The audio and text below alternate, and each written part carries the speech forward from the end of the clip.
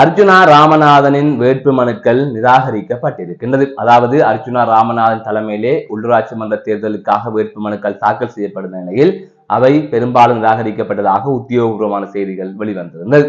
இந்த நிலையில் இது திட்டமிட்டு நடந்ததா அல்லது இதன் பின்னணியில் என்ன நடந்தது என்பது தொடர்பாக பல்வேறுபட்ட கேள்விகள் இருக்கின்றது. படித்தவர்கள் இவ்வாறு தவறாக வேட்பு மனுக்களை தாக்கல் செய்திருக்கிறார்கள் என்கின்ற விமர்சனமும் இருக்கின்றது. ஆனால் அதன் பின்னணியில் திட்டமிட்ட ஒரு விடயம் இருக்கிறது. அது என்ன என்பது தொடர்பாக நான் இதிலே கூற இருக்கின்றேன். அதாவது எனது கணிப்பின்படி இது நடந்திருக்கலாம் என்கின்ற ஒரு பார்வை எனக்கு இருக்கின்றது. எனவே எனது பார்வையாக இதனை நான் முன்வைக்கின்றேன். அதுக்கான பதிலை அர்ஜுனா ராமநாதன் அவர்கள் தான் கூற வேண்டும். இப்படியும் நடந்திருக்கலாம் என்கின்ற அடிப்படையிலே இந்த பதிவை நான் வெளியிடுகின்றேன். பல்வேறுபட்ட விடயங்களை இதிலே பேச இருக்கின்றேன். முழுமையாக பாருங்கள். அதற்கு முதல் ஜேகே ரிப்போர்ட் எனப்படுகின்ற இந்த யூடியூப் சேனலை சப்ஸ்கிரைப் செய்து கொள்ளுங்கள். தொடர்ந்து அருகில் இருக்கின்ற பெல் பட்டனை கிளிக் செய்வதனூடாக நான் போடுகின்ற காணொளிகளை உடனுக்குடன் நீங்கள் பார்க்கக்கூடிய வகையிலே இருக்கும். நான் நடராசா ஜெயகாந்தன். தற்பொழுது செய்திகளுக்குள்ளே செல்லலாம். ஜாழ் தேர்தல் மாவட்டத்தில் சுயேட்சையாக போட்டியிட்டு நாடாளுமன்றத்திற்கு சென்றவர் தான் வைத்தியர் நாடாளுமன்ற உறுப்பினர் அர்ஜுனா ராமநாதன் அவர்கள். அவர் தொடர்பாக தொடர்ந்து பேசப்பட்டு வருகின்றது. அவர் தொடர்பாக தொடர்ந்து சர்ச்சைகள் எழுக்கின்றது. இந்த நிலையில் தான் உள்ளூராட்சி மன்ற தேர்தல்களிலே அர்ஜுனா ராமநாதன் கட்சிக்கு எவ்வாறு வெற்றி வாய்ப்பு இருக்கும் என்கின்ற எதிர்பார்ப்பு பல பேரிடம் இருந்தது. சிலர் அர்ஜுனா ராமநாதனை ஆதரித்தும் வந்தார்கள்.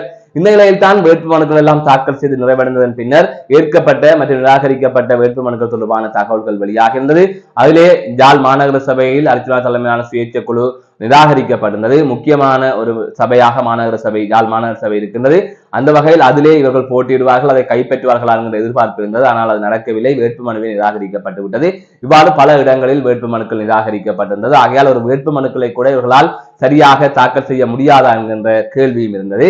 இன்னொரு பக்கம் கௌசல்யா, அதாவது நாடாளுமன்ற உறுப்பினர் அர்ஜுனா ராமநாதனின் பிரத்யேக செயலாளரான சட்டத்தரணி கௌசல்யா அவர்கள் அந்த வேட்புமனுவில் கையெழுத்து வைக்கவில்லை என்று கூறப்படுகிறது. திட்டமிட்டு கௌசல்யா அவர்கள் சதி செய்து விட்டார் என்றும் கூறப்பட்டது. அது தொடர்பான கருத்துக்களும் வெளிவந்திருந்தது. இந்நிலையில் அர்ஜுனா ராமநாதன் அவர்கள் அரசியலில் இருந்து விலகி நிற்க நான் கௌசல்யாவிற்கு அனுமதி கொடுக்கின்றேன் என்கின்ற அடிப்படையில் ஒரு முகநூல் பதிவையுமே அவர் வெளியிட்டிருந்தார்.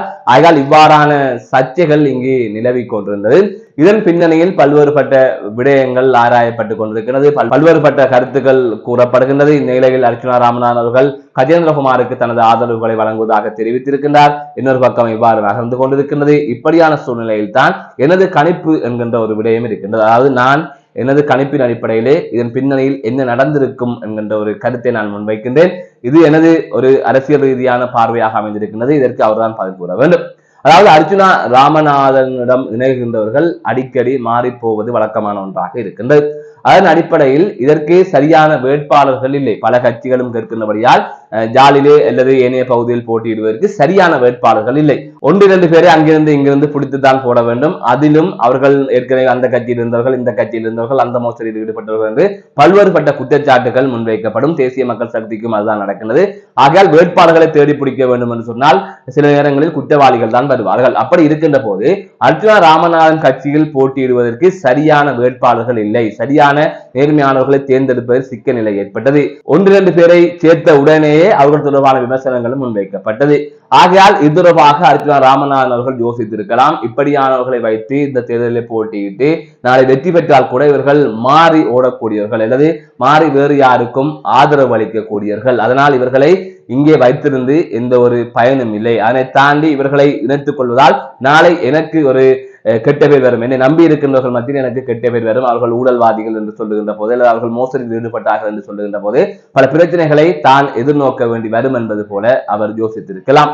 எனவே அப்படியான ஒரு விடயத்திலும் அவர் திட்டமிட்டு இந்த வேட்புமனுவை ஏற்றுக்கொள்ளாத வகையில் அவர்கள் கொடுத்திருக்கலாம் என்று கணிக்கப்படுகின்றது. அவ்வாறும் நான் பார்க்கின்றேன். ஆனால் வேட்புமனுக்கள் தாக்கல் செய்யாத அளவிற்கு இருக்குமா என்று கேட்டால் நிச்சயமாக இல்லை. ஏனென்றால் கையெழுத்து வைக்க வேண்டும் என்பது கூட தெரியாமலா அவர்கள் இருக்கின்றார்கள் என்றால் அந்த அளவுக்கு அதை ஏற்றுக்கொள்ளக்கூடிய ஒரு கருத்து இல்லை. அந்த விமர்சனத்தையும் நான் ஏற்கவில்லை. ஆகையால் திட்டமிட்டு அந்த வேட்புமனுக்கு நிராகரிக்கப்பட வேண்டும் என்கின்ற முடிவு முதலே எடுக்கப்பட்டிருக்கின்றது. அதுக்கு பின்னால் இவ்வாறான காரணங்கள் இருந்திருக்கலாம். அப்படி இல்லைன்னு சொன்னால் அர்ஜுனா ராமநாதனுக்கு தெரியாமலே இவ்வாறான விடயங்களை வேறு யாரும் செய்திருக்கலாம். எனவே இப்படியான நிலையில் தான் இந்த கருத்துக்களை நான் முன்வைத்திருக்கின்றேன். இது தொடர்பாக நீங்கள் என்ன யோசிக்கின்றீர்கள் என்பதை கூறுங்கள்.